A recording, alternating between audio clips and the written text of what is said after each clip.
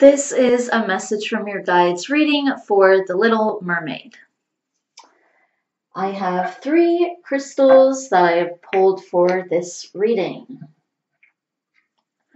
I have my large crystal quartz here,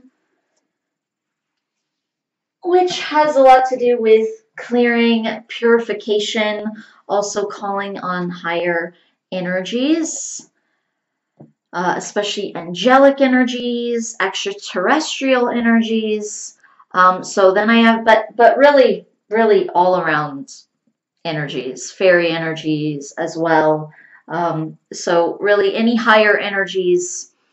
And then I have here my purple fluorite. So this has to do with psychic protection. And then also psychic development, meditation, and just different psychic abilities. Then I have my Shadakite here. And Shadakite is a very grounding stone. It's a very healing earth stone. And then it also has some psychic abilities going on with it too. It's kind of a shaman's stone.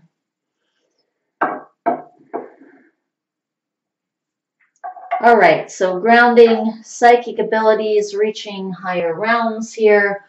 Okay, so I'm going to go ahead and surround us in some protective space with my quartz crystal.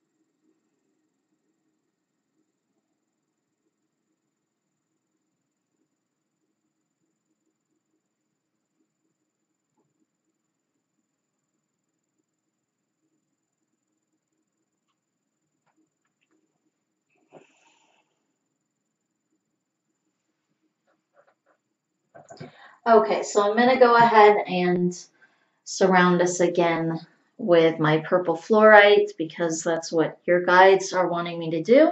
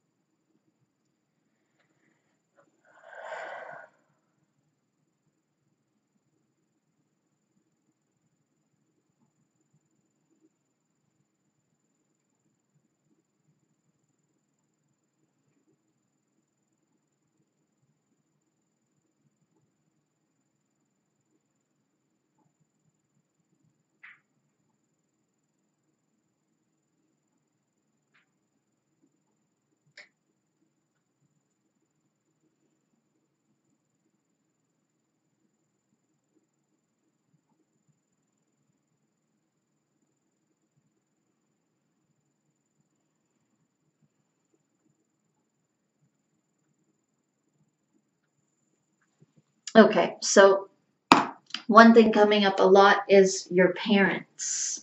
Both your mom and your dad, but then especially your dad, a lot is coming up. Your guides keep pointing out This area right back here at the back of the neck, which is a really psychic center. This is a sort of portal in a sense. This is a place where we can connect to guides, and just sort of an area where we pick up on a lot of energies around us. So from people as well. Obviously, you know, when we're conversing with people, we don't realize how much we're actually aware of subconsciously, that we're actually picking up on and feeling from off of people. And this is whether somebody is consciously psychic or not. You know, this is just a standard part of the way that we communicate, even though people are not so conscious of that all the time. And then some people are pretty much never conscious of that at all. We do communicate in these hidden ways.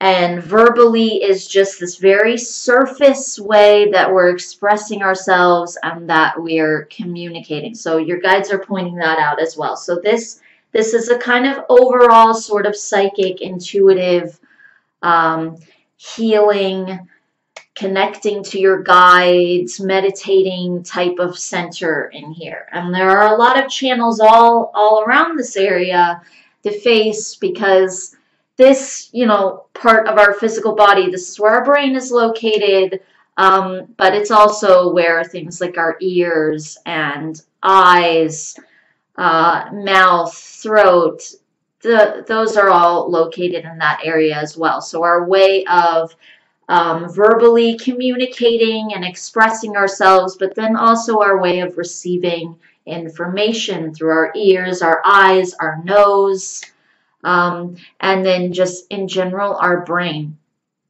That is how we are perceiving everything through this physical vehicle. So because of that sort of representation, and because of how it's all housed in this area, we also have a lot of etheric kind of channels and openings where we're accessing information in that way as well. So, but this is the biggest center back in here for all of that. Of course, there is also the third eye and the crown. So I can't say the biggest in that sense, but these are also chakras, okay? Then this is something different. This is just sort of this portal. It's a kind of area where we connect and we receive all of those things, regardless of chakras, things like that. There are some chakras in there, but not this sort of large third eye crown chakra like that. So it's this sort of portal all on its own. So it's a different thing. And so this is sort of the biggest like channel portal type of opening here that we have in that way.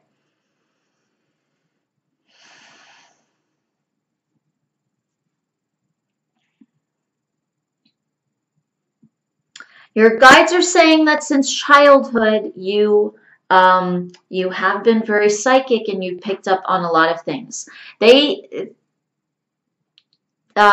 saying the word intuitive, though, as well, is a really good way to describe it. It is psychic, but it's also just this kind of general sense of things that you wouldn't necessarily always think of as psychic.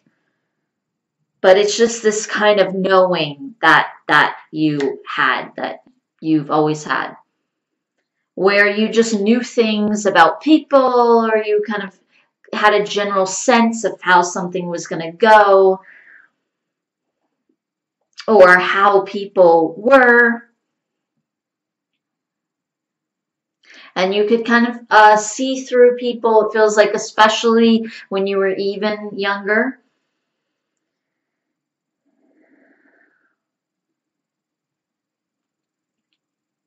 But there is some kind of connection with your dad, actually, that keeps coming up with this as well.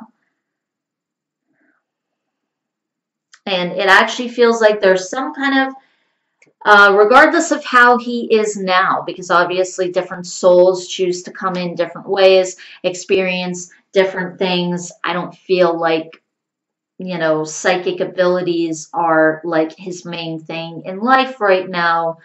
Um, Maybe he has dabbled a little bit here or there into that. Maybe he is open to some spiritual things and concepts,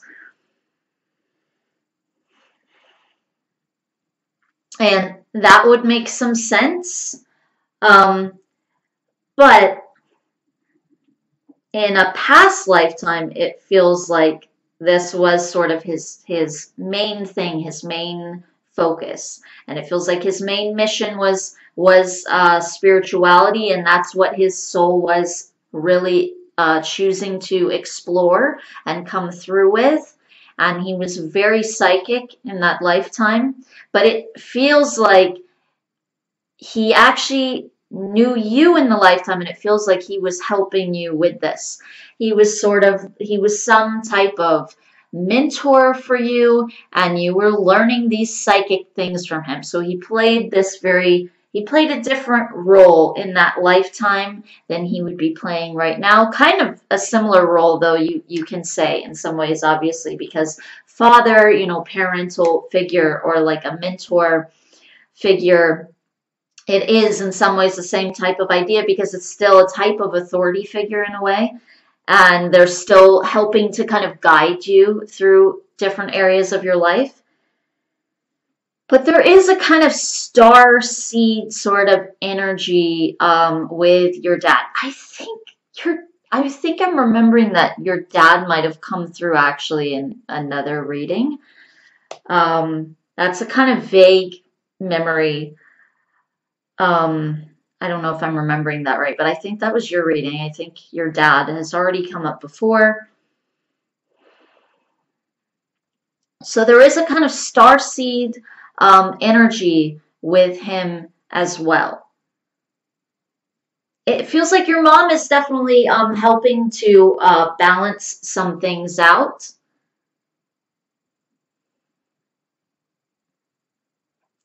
It also feels like there are some issues there. I don't feel like everything is just um, butterflies. So there is some karmic stuff that has to clear, and it feels like in some ways your mom carries a lot of karma. Some of it's negative and some of it's positive. But this is also with you specifically. It feels like kind of in general herself. She has some karmic lessons going on that she needs to clear. Again, both good things and more what we would perceive as negative things. That she needs to realize about herself, that she needs to remove. It feels like she's a little bit younger than you are.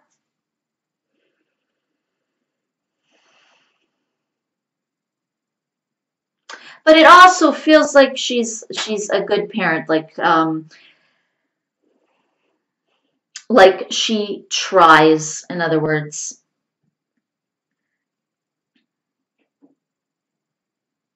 So you do have some sense of grounding a little bit. There is some kind of emotional support there and some kind of mental stability that you can gain from these people and being around them, which is good because it feels like you need that also because you're very empathic. But this one lifetime is something that they want you to be aware of. Um, that you were with your father, that he was a kind of mentor for you.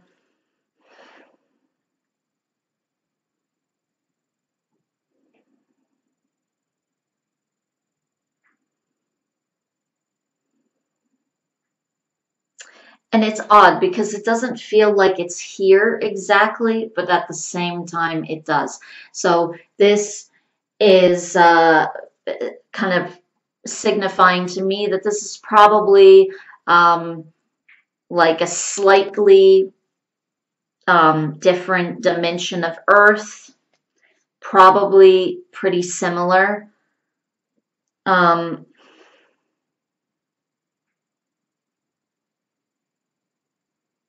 or maybe at the time anyway, whenever this occurred, it might have been more similar. But now it's feeling like this dimension has really moved on and ahead. It feels like whatever dimension this is, they didn't really choose a lot of the negative things that we've chosen in this one. So there are all these different dimensions of Earth, and also all these different dimensions of Earth that your soul can choose to come in and operate in.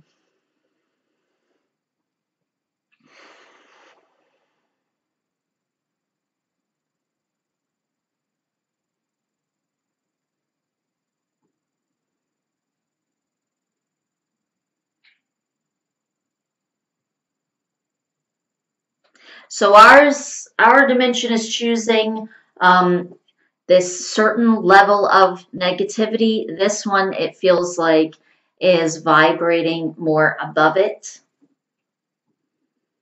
So we can't see this dimension right now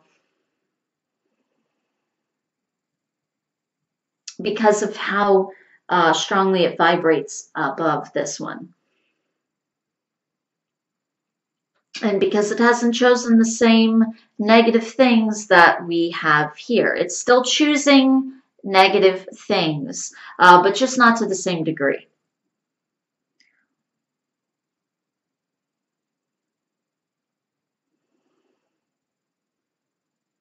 It doesn't really, there's a feeling from your guides, though, that no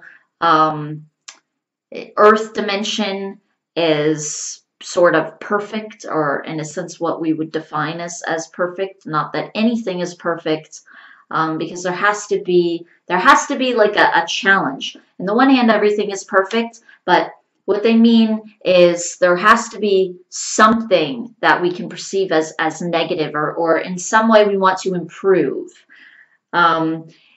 In some way we want to like increase the value of something, or we want to move forward. We want to move beyond something. We want to stretch ourselves. So there has to be that to some degree, and it has to be tangible. It has to be there enough where you want to fix it.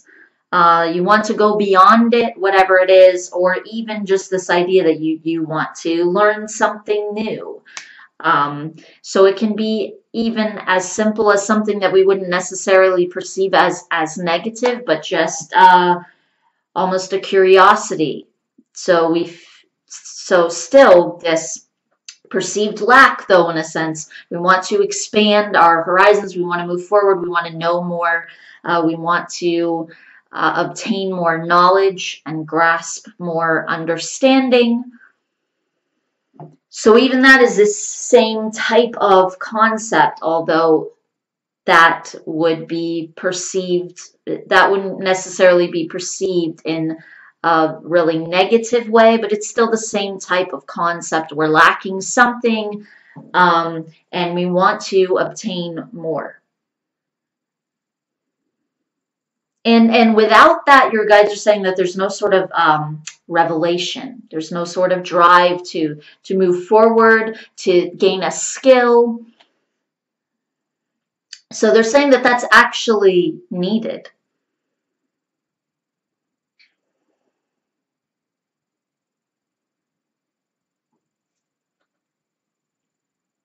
Because it's something that we learn from, that we grow through. It's a way to move forward and actually express more of our unique selves, and to learn more about who we are. And also to never get bored. There's always something to learn, something to improve on, something to do. There's always somewhere to go that we haven't been, in this whole kind of concept.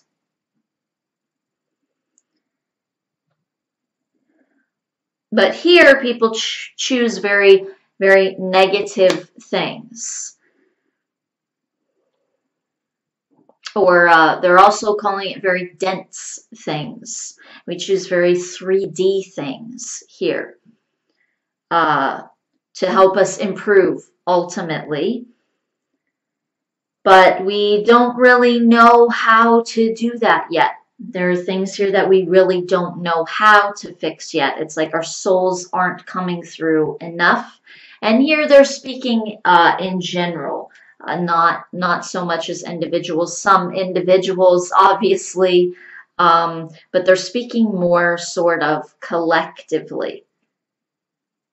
And for some reason, they want you to understand dimensions and how they work. And they're also saying that you can enter dimensions that are so similar to this one that you've created for yourself. You'll have the same people around you, but now you've manifested something that you didn't have in the other, in the opposite one, in the one where you were. And they're saying that happens all the time because we're constantly just seeing these various pictures around us. Everything that we're seeing around us, it's these mental images that we're filtering through. The way that we filter it, it's like we see it as sort of one movement. In the same way that time doesn't really exist here or anywhere, but we perceive everything in this sort of linear way. And so it appears that time exists. And we think that we're traversing through time in this way, like in this slow way. We think that things have to manifest slowly. Now, sometimes you can enter into a dimension more quickly. You can manifest something very quickly. You can manifest something instantly.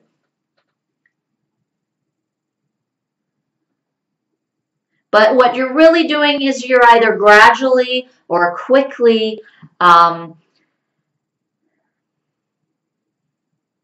bringing something into where you are. And that means that you have to match it. And so you have to go there yourself.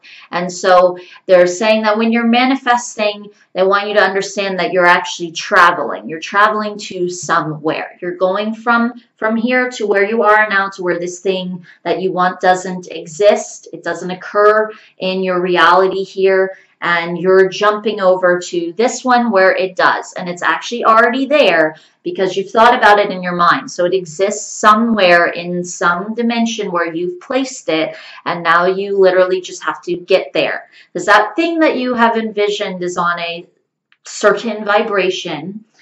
And to travel there, you have to get to that vibration yourself. And you just have to maintain it basically for long enough for you to travel there. And however long you have to maintain that is, or however long even it takes you to get to that vibration, has to do with the beliefs that you have, the sort of obstacles, challenges that are in your way, which are according to your beliefs. And it doesn't even mean that they're coming up in challenges or obstacles, like actual things that you're going through that seem like they're hindering you from getting what you want. They're not even meaning that. They're calling beliefs challenges or obstacles. So the beliefs that we have limit us, and the beliefs that we have cause time to go more slowly or more quickly or more instantaneously, and all of these things.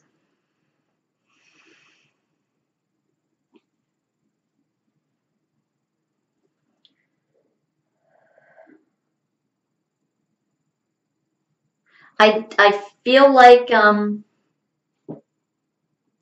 like they could continue, but our time is up, and they don't really want to extend that into the next Patreon reading. So I'm just going to go ahead and end this reading here. So thank you so much for allowing me to bring this message through from your guides. I truly hope, as always, that it benefits you. Thank you very much. Namaste.